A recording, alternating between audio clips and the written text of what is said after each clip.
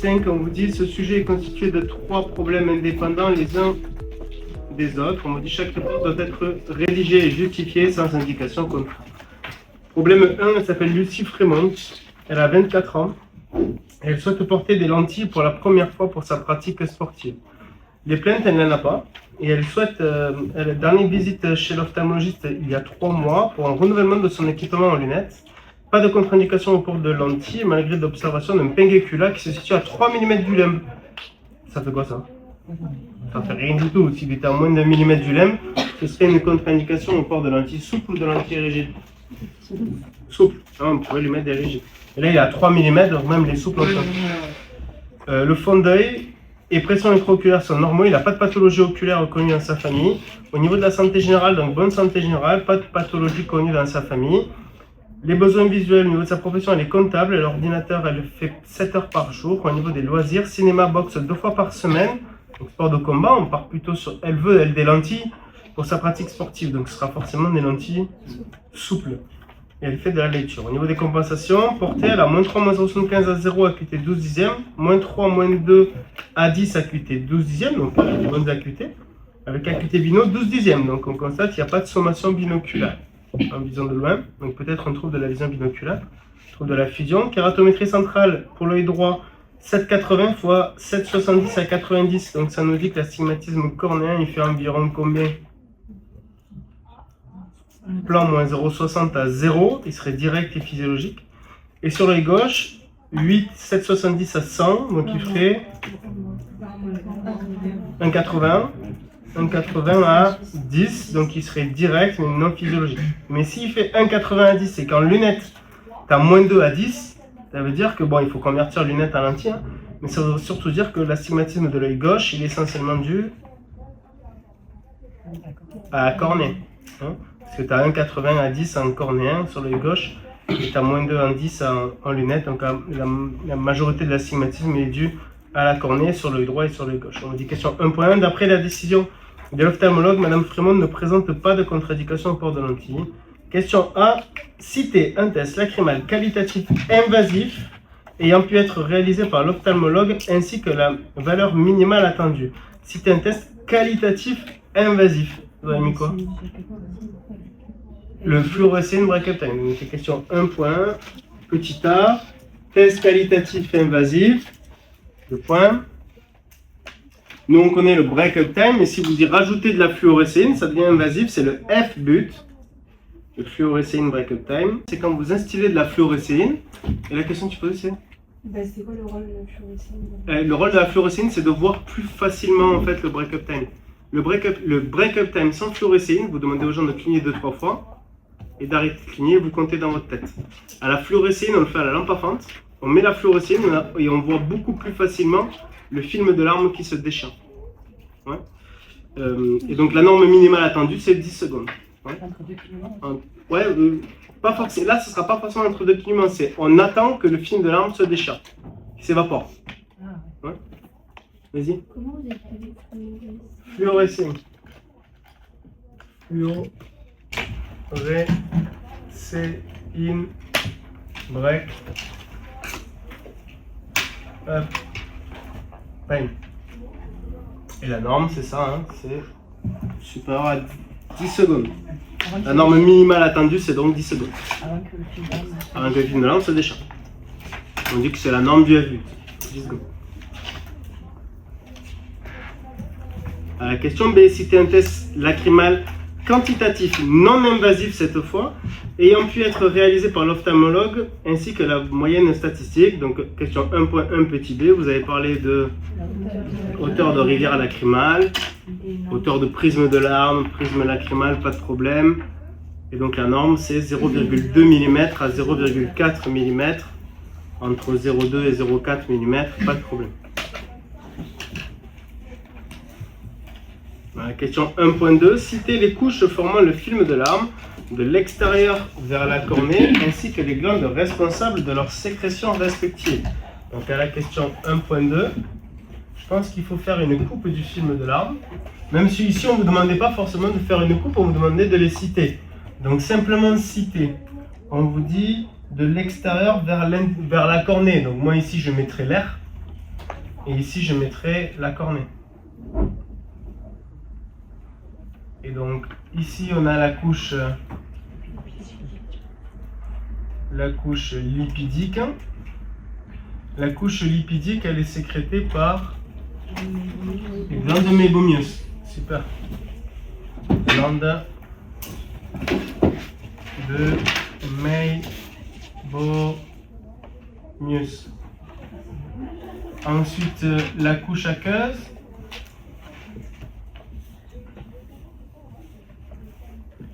C'est la glande lacrymale principale.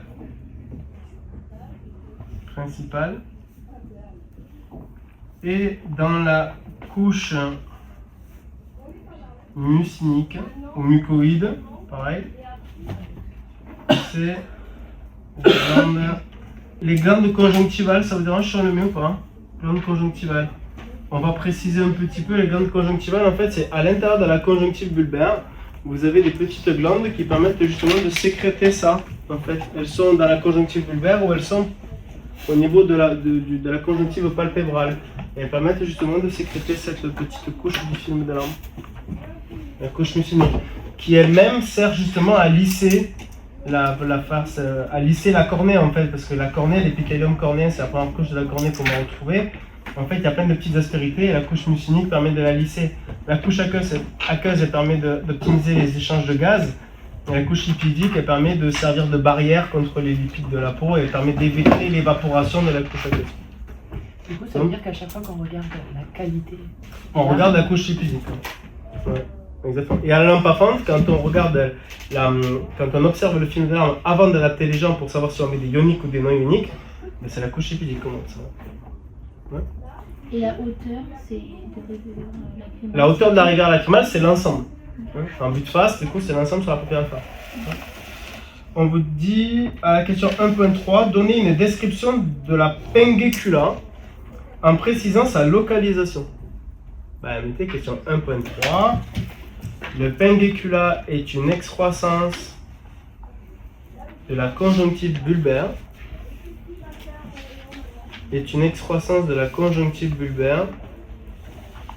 En relief dans le plan frontal.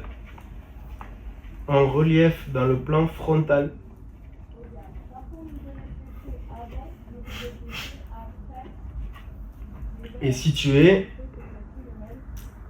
forcément en dehors de la cornée. Situé en dehors de la cornée. Donc on ne confond pas le ptérygion, qui est une excroissance de la conjonctive bulbaire. Regardez, je vous donne une astuce. Le ptérygion, c'est une excroissance de la conjonctive bulbaire, mais sur le plan plutôt transversal. C'est-à-dire, il va pousser sur la cornée. Vous comprenez ce que je veux dire? Alors que le pengécula, lui, il va pousser comme ça, en relief. Ok? Dans le plan frontal. Vous comprenez? Il va pousser comme une montagne. Dans les deux cas, c'est une excroissance de la conjonctive bulbaire. Ouais. C'est le plan qui change. Et si vraiment on va dans les détails, le ptérygion, donc comme ça là, c'est une dystrophie en fait du tissu conjonctival qui va aller sur c'est une anomalie de croissance, okay, alors que le pengécula, il ne faut pas l'écrire, mais c'est une dégénérescence en fait. C'est la vraie différence, elle est là. Ouais. Une excroissance ponctuelle, ça marche? Ouais, ponctuelle ou ponctuée parce qu'elle est localisée, donc ouais, carrément. Ensuite, question 1.4, donner... Attends, pardon. Il y a un bonus à la question 1.3, je vous le dis. Non vascularisé. C'est vascularisé ou pas le pengécula? Non, c'est pas vascularisé. Mais mettez non vascularisé. Ils ont mis un bonus sur non vascularisé. Si tu disais qu'à la question 1.3 que c'était non vascularisé, il y avait un bonus.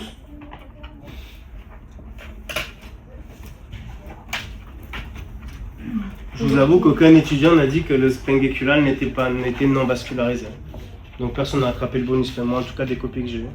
Vas-y, dis-moi. Et le ptérygion, c'est non vascularisé aussi? Si, le ptérygion en fait il est vascularisé parce que le ptérygion en fait c'est la conjonctive bulbaire qui pousse. Donc par définition la conjonctive bulbaire est vascularisée. Okay. Ensuite on me dit question 1.4, donnez le type de lentilles et de renouvellement les plus judicieux pour Madame Frémont en justifiant votre réponse. En avant, mettez... la cliente fait de la boxe. la cliente fait de la boxe, on proposera donc des LSH, pour le type de lentille, des LSH, car il y a un fort risque traumatique. On justifie, car il y a un fort risque traumatique. Des LSH, car il y a un fort risque traumatique. À renouvellement journalier. À renouvellement journalier.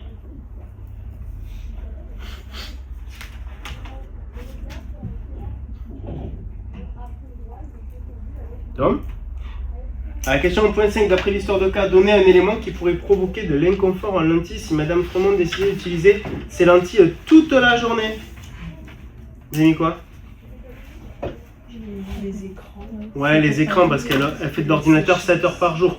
Donc à la question 1.5, Madame Frémont utilise son ordinateur 7 heures par jour. Madame Frémont utilise son ordinateur 7 heures par jour.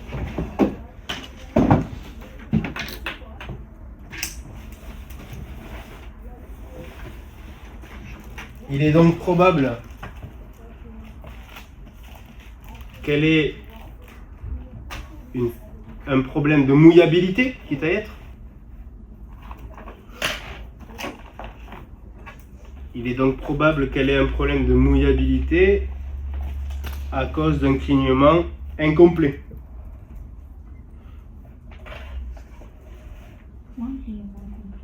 Mais souvent, en fait, quand on est devant l'ordinateur, le clignement il est incomplet ou il est moins fréquent.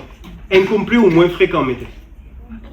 Incomplet ou moins fréquent. Alors les deux marchent, hein. Regardez. Les deux sont vrais.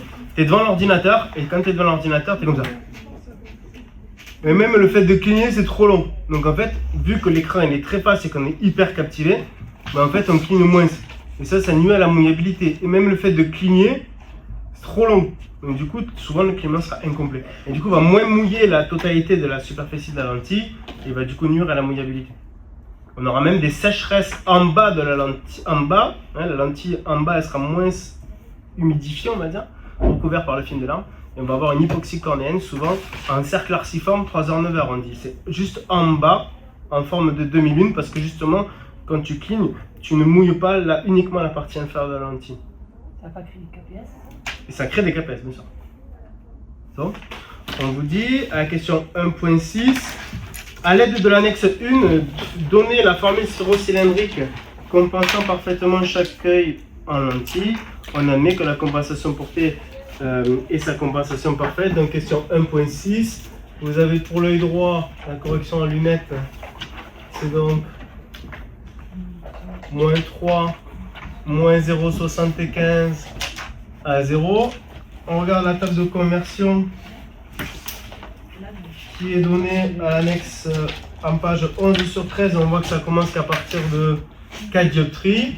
Donc, moi je note, étant donné que la correction est inférieure à 4 dioptries dans les deux méridiens principaux. Vous pouvez faire, soit vous faites dans les deux méridiens principaux directement et vous recopiez lunettes égale lentille, soit vous écrivez cette petite phrase, les deux méridiens principaux, donc, deux points, DL égale DS égale moins 3, donc pour l'œil droit, moins 3, moins 0,75 à l'axe 0. Et sur l'œil gauche, du coup en lunettes, la correction cette fois-ci c'est moins 3, moins 2 à 10, moins 3, moins 2 à 10. Du coup DL à 10 égale moins 3, du coup DS à 10 égale moins 3, DL à 100 égale moins 5, du coup DS à 100, on regarde la table de conversion. Et du coup, moins 5 en négatif, ça vous fait du moins 4,75 dioptries. Autrement dit, DS à gauche égale à moins 3,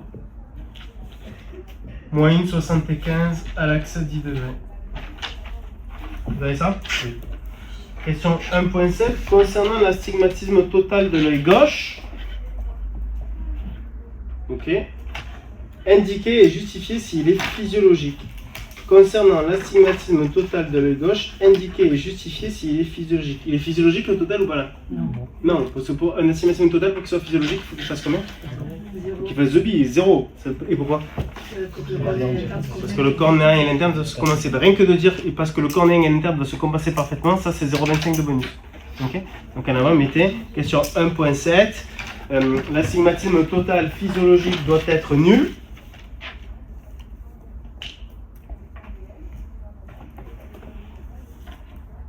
L'astigmatisme total physiologique doit être nul.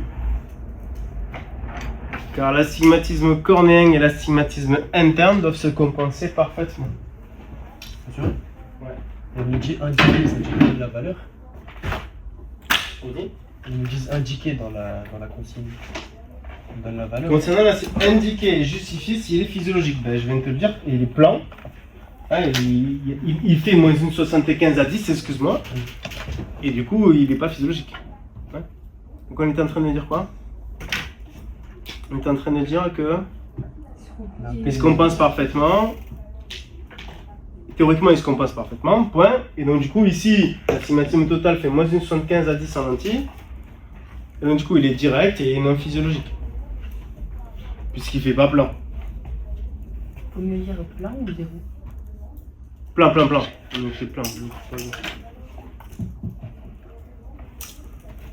Bon, c'est pas compliqué, vous avez un total qui fait moins une 75 à 10, en lentille ou moins de 2 à 10, il n'est pas physiologique. Il est énormément dur à la cornée. Question 1.8 concernant l'astigmatisme cornéen de l'œil gauche. Question A, estimer la valeur de l'astigmatisme cornéen. Question B, donner la nature en la justifiant. Question C, donner son cylindre compensateur. Et question D, indiquer et justifier s'il est physiologique. Donc à la question 1.8, petit A. Estimer la valeur de l'astigmatisme. Alors vous avez fait quoi? Vous avez fait A, B, C, D, E? A, B, C, D tout collé? Oui, tout collé. A, B, C, D. Donc on pose un de Javal. Le point. 0,10 mm de toricité. Après je vous fais détailler sous là. Nous donne 0,60 dioptrie d'astigmatisme cornéen. Soit, on vous demande pour l'œil gauche, delta RCO égale 8 moins 7,70 qui nous fait 0,30 mm. Soit plan, moins 1,80 à l'axe de K, à l'axe du rayon le plus plat, donc à l'axe 10. Et donc ça c'est supérieur à la norme maximale qui est de 0,75 dioptrie. C'est rayon de courbure à 10 supérieur à rayon de courbure à 100. Donc c'est direct et c'est donc non physiologique. Si je devais l'écrire en respectant les éléments là, question 1.8, petit a, je mettrais. Ça revient au même, hein. Franchement, moi je vous dis, l'astigmatisme, il y a deux moments où moi je colle comme ça. C'est l'astigmatisme cornéen et c'est le 40 par an. Okay. Après, si vous voulez qu'on le détaille. Ici, estimer la valeur de l'astigmatisme cornéen. Ben, delta RCO égale 8. Non, je poserai la règle de Javal à la question 1. La règle de Javal. Nanani nanana, je mettrai tout ce qui est ici. La règle de Javal. Ici, je ferai 8 moins 7,70 qui me fait du 0,30.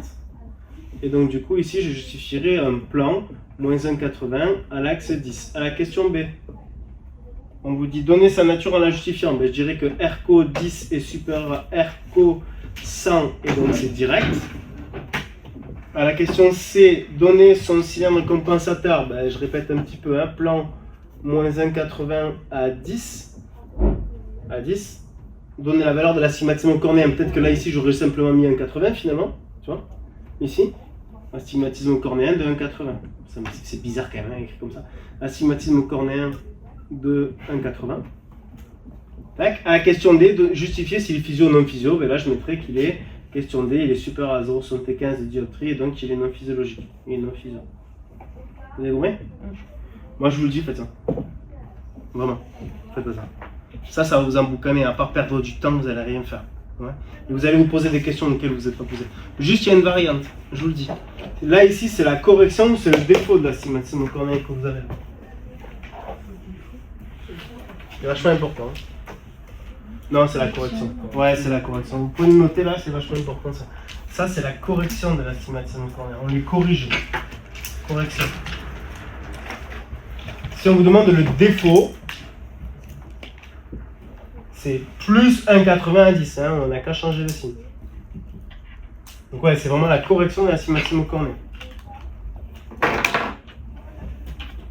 Correction, ça dit si c'est le défaut. C'est en plus... Non, non, c'est juste que tu fais la même chose, mais tu mets plus 1,90. Tu changes juste ce signe. Ouais. Et en fait, vous en rendez pas compte, mais l'astigmatisme cornéen, à chaque fois, on vous demande la correction. Regardez la question D. La question C. Donner son cylindre compensateur. Vous voyez ce que je veux dire? Regardez en BTS 2018, par exemple. Allez à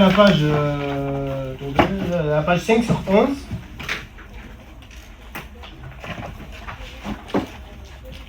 À la question A53B. Concernant la sim, donc on vous avait donné la kérato avec le kératomètre de Javal. Donné en les justifiant sa valeur estimée, sa nature et sa formule du cylindre compensateur en S. À chaque fois, on va vous demander le compensateur. Ouais. Là, quand est-ce qu'on vous demande les défauts? Oh, c'est jamais tombé hein, actuellement. Mais si ça vous arrive, c'est plus 1,90. C'est bon? C'est ce que je vous avais expliqué. Je vous ai expliqué que si vous tombez sur un mec en première année de médecine, il va vous dire que quelqu'un il est myope de plus 3. Quel est myope de plus 3? Il n'est pas myope de plus 3. Il est myope de moins 3. Ouais, parce que nous on parle en correction. Bien les corriger avec une correction de moins 3 pour les ramener sur la rétine. Lui il parle en défaut. L'œil est trop puissant. Donc c'est bien un défaut. Il est trop puissant, de plus 3 dioptries, et donc un œil trop puissant de plus 3, c'est bien une myopie de plus 3. Ça va? Et donc c'est exactement le même système. Je vous rassure, l'astigmatisme cornéen, c'est tout le temps de la correction. Ouais? En tout cas, jusqu'à présent, c'est toujours tombé comme ça.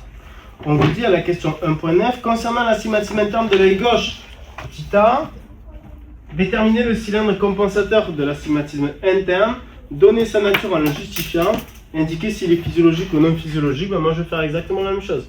Question 1.9, je vais faire ABC et je vais faire ça coller. Astigmatisme total en S est égal à astigmatisme cornéen. Ça faut pas l'oublier ça. Plus astigmatisme interne. D'où astigmatisme interne est égal à astigmatisme total en S moins astigmatisme cornéen. On n'est que sur l'œil gauche, donc astigmatisme interne est égal à plan moins 0,75 à 10. Excuse-moi. Moins 1,75 à 10. Et le cornéen, plan moins 1,80 à 10. Donc astigmatisme interne est donc égal à plan moins 1,75 moins 1,80, ça me fait plus 0,05 à l'axe 10, ou plan moins 0,05 à l'axe 100. Et donc ça c'est inférieur à 0,25 dioptrie, puisqu'on sait que la norme c'est entre 0,25 et 0,75. C'est donc moins cylindre à 100, donc c'est inverse. Et donc c'est non physiologique parce que la norme il faut qu'il soit entre 0,50 et 0,75. Et c'est non physiologique.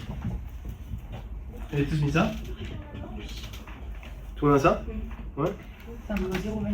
Entre 0,25 et 0,75. Parce que avant c'était 0,50. Et maintenant c'est entre 0,25 et 0,75. Ouais. Et si c'est inférieur à 0,25, c'est pas bon. Si c'est 0,25 c'est bon. Si c'est 0,50 c'est bon. C'est entre 0,25 et 0,75. Si 0,75 c'est bon. 0,76 c'est plus bon. Ouais. Ensuite, on vous dit, vous choisissez une lentille de précision One for astigmatisme dont les caractéristiques sont renseignées dans l'annexe 2. Après visualisation des lentilles à la lampe à fente. Alors attends, bien, on regarde quand même précision for astigmatisme dans l'annexe 2. Annexe 2, paramètres des lentilles à votre disposition. Précision 1 for astigmatisme. C'est une lentille du coup groupe 5, donc c'est silicone hydrogel. Teinte de manipulation, ok. Teneur à d'eau 51 et 80 en surface, donc ça veut dire que c'est une bonne hydrophilie. DK 90, épaisseur au centre 0,10 dans un peu épaisse. DK sur E 90, c'est bien pour un port occasionnel, mais en même temps c'est ça qu'on va lui proposer elle. C'est un port occasionnel, à 2 fois par semaine, hein, la box. Diamètre 14,50. Les stabilisations précises, prisme périmètre à 4h 8h. 4h 8h.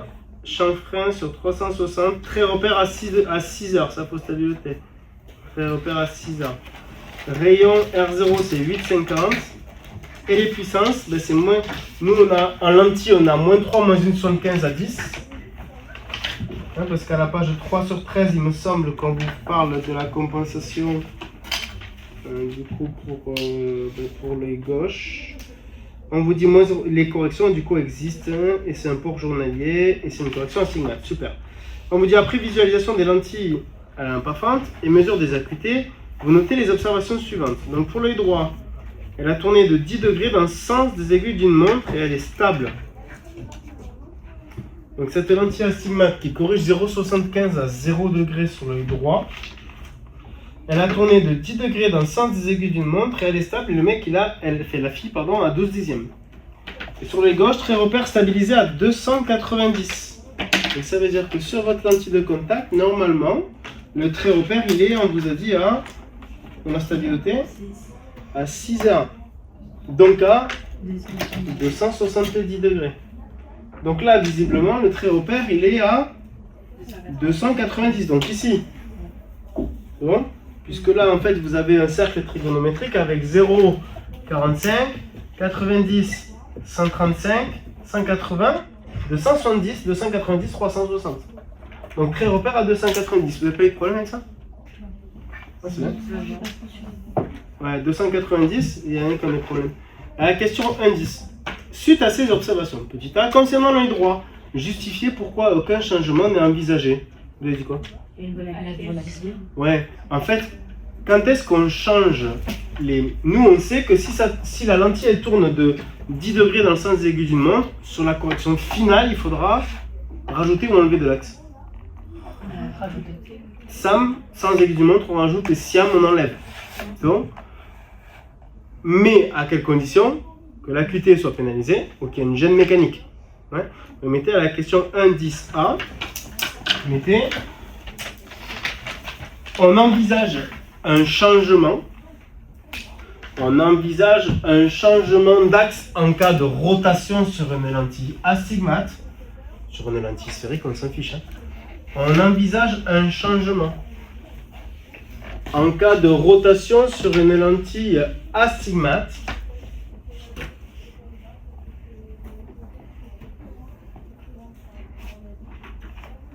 En cas de gêne mécanique ou de chute d'acuité.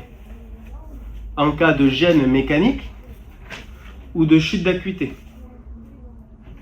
Si c'est anti-astigmate, comme toi, ça va forcément créer une gêne visuelle. Enfin, pas forcément. Si le cylindre il est faible, tu vois, 0,75, l'acuité peut rester bonne encore. Parce que là, il n'y a pas de distance variée, alors que sur un verre correcteur, il y a une distance variée. Donc là, ça va être encore plus important. Okay. En cas de gêne mécanique ou de chute d'acuité. Ouais. Ici, l'acuité reste bonne.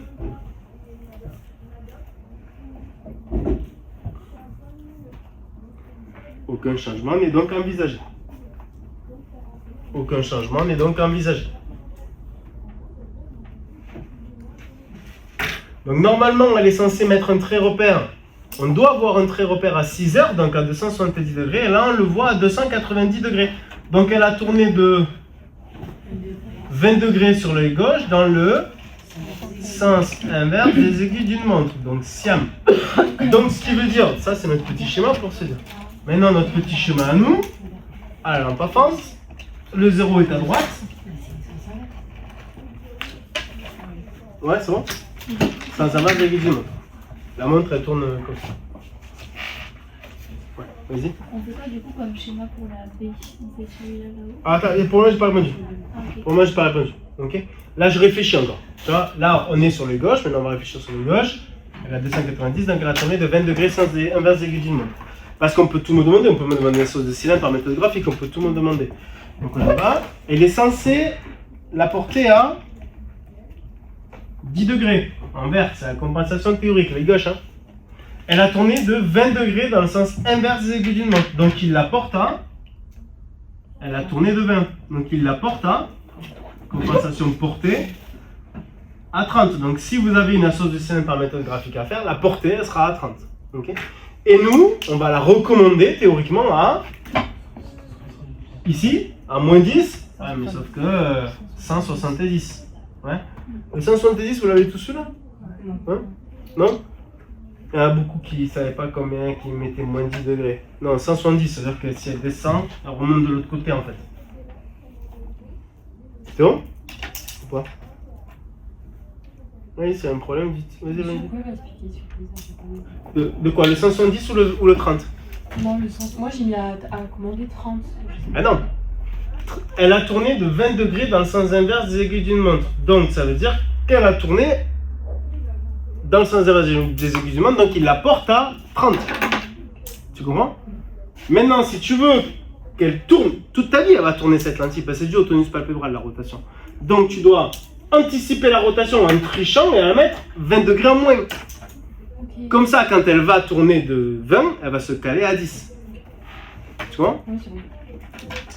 Maintenant, on répond à la question B, indice B, concernant l'œil gauche. À l'aide d'un schéma de la lentille, donnez la valeur et le sens de la rotation, précisez la position du repère avant et après rotation. Donc à la question 1, 10, B. Ici, 270, 290, elle a donc tourné de rotation de 20 degrés dans le sens inverse des aiguilles d'une montre.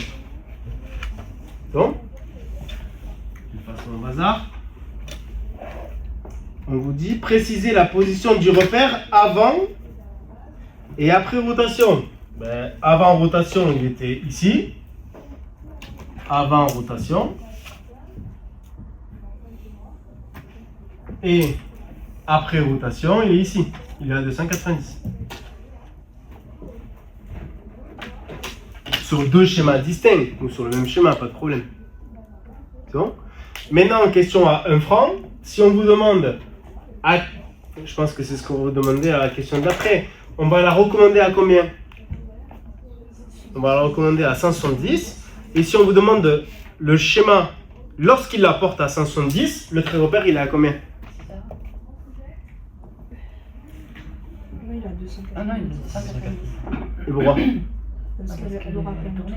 Parce qu'elle aurait quand même tourné, voilà. Même avec la bonne lentille de contact, elle aura quand même tourné. Elle sera à 290. Et heureusement qu'elle tourne encore, parce que sinon le mec il va rien voir. Vous l'avez corrigé à 170 au lieu de le corriger à 10 degrés. Donc à la question C, indice C. Donnez la nouvelle formule de la lentille gauche à commander, aucune justification n'est attendue. Donc question 1, 10, C. La nouvelle lentille de contact qu'on va commander, ce sera donc moins 3, moins 1,75 à l'axe, 170 degrés.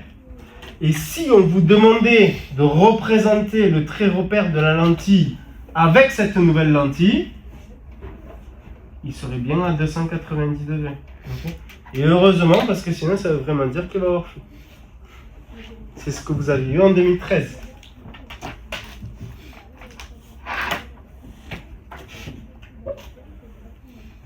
Donc, on continue. On vous dit, pour finaliser l'adaptation en lentille de votre client, vous concluez par des recommandations. Question 1.11.